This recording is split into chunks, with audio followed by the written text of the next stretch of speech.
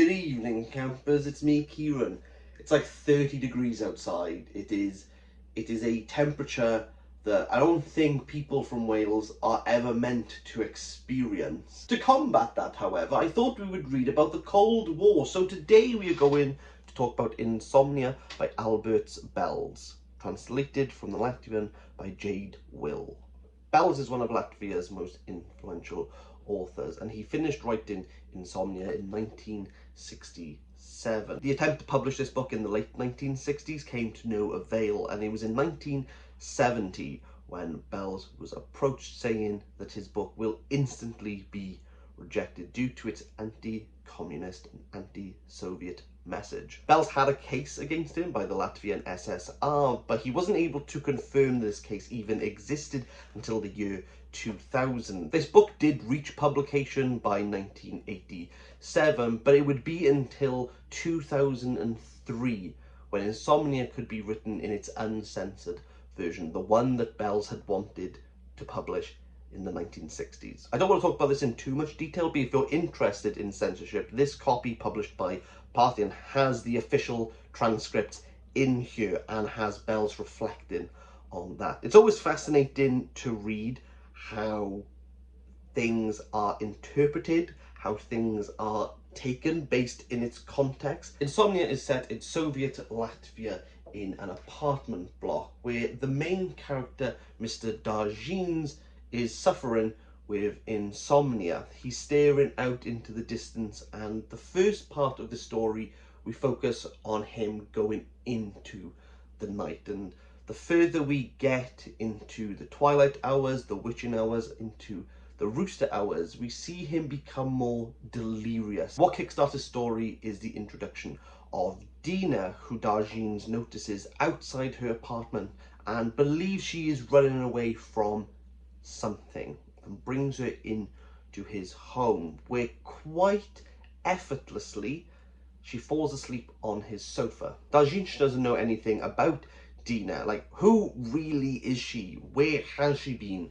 running from, and what is she doing here, and why is she so comfortable? But other people are starting to wonder that as well. Within this apartment block there are paper thin walls. Darjins, along with the other tenants who share some communal space and a bathroom, are all starting to wonder what is going on. We'll talk about the tenants a little bit later because they come into the second part of the novel. We have a set binary of which there are many within this novel. We have Dina, who's asleep, and Darjins, who is awake. But why is he awake? Well, his fiancée Ulrika has left. He's aware that the first 3 days would be the worst, but now it's come on to a month.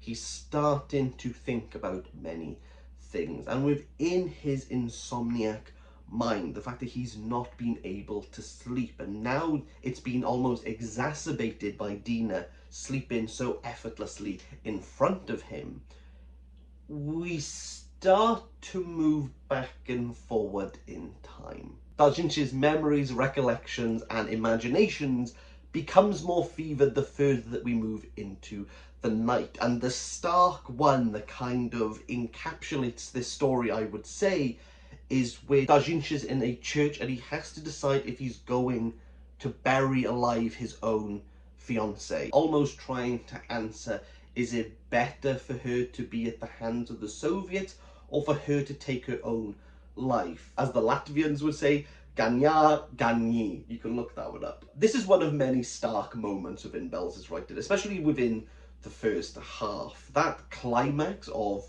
do you bury someone alive, yes or no?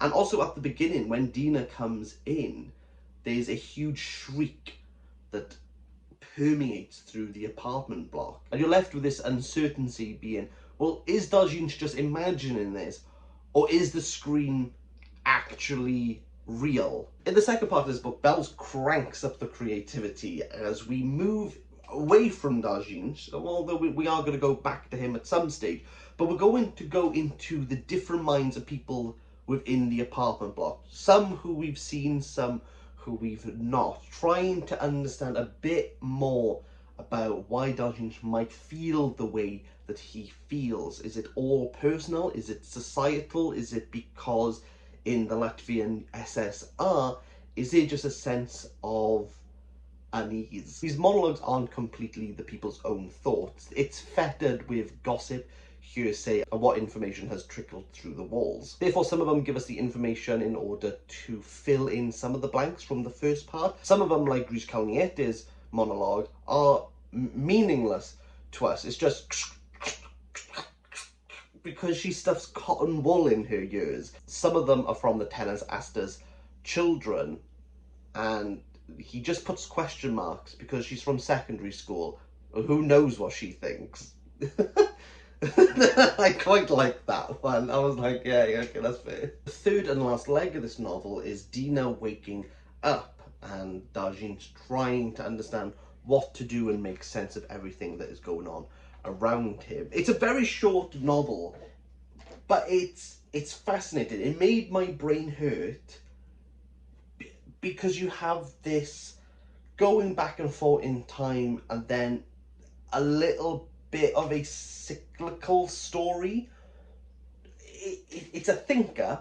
It's a thinker. There are certain plot points of characters where I had to read again like 3 or 4 times because I was just going, how does any of, like, what's going on? To give you a sense of what this book is, you obviously have this moment where Dina enters the house. It's very claustrophobic, it's very intense, it's very intimate, and I feel as though there's a need for it to unravel out. But what Bels does is kind of he constricts it further in. You become almost paralyzed with these characters. It's a book that feeds on paranoia, and you can see how the tenants are cautious and also suspicious of everything that they do and how it's going to be interpreted, how it's going to be translated by someone else. Yeah, it's a head scratcher. I've not read any Latvian translated works, I've not read anything from a Latvian author, but one of the reasons why I wanted to go down this route is that I've read a lot about the Soviet Union from the perspective or the criticism of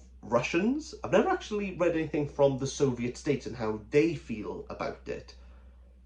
And it's very different. It's very different to how the Russians feel about it. This is an easy 7 out of 10, and if you have any Latvian authors that you'd recommend that are translated in English, let me know, because I want to read more.